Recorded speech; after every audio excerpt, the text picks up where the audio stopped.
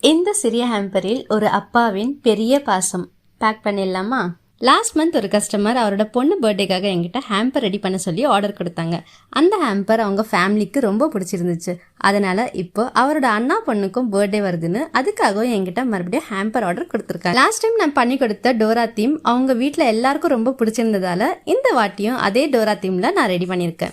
இந்த ஹேம்பர்ல நிறைய hair accessories, earrings, lip balm மாதிரி கியூட் கிஃப்ட் ஐட்டம்ஸ் எல்லாம் வச்சிருக்கேன். அதுக்கு வெளியே ஒரு ஸ்பெஷல் டோரா பர்த்டே ஸ்டிக்கர் பண்ணியிருக்கேன். இன்னொரு ஸ்பெஷல் என்னன்னா, அந்த பொண்ணோட அப்பா துபாயில் இருக்காங்க. அதனால துபாய் டு இந்தியா அப்படின்னு ஒரு அப்பா பொண்ணு லவ் தீம் ஸ்டிக்கரும் செட் பண்ணியிருக்கேன். லாங் டிஸ்டன்ஸ் ஆனாலும் அப்பா லவ் எப்பவுமே ஸ்பெஷல் தான். இந்த ஹேம்பர் எனக்கு ரொம்ப பிடிச்சிருந்துச்சு, அவங்களுக்கு ரொம்ப பிடிக்கும்னு நம்புறேன். கடைசியா ஒரு கவிதையோட முடிச்சுக்கிறேன்.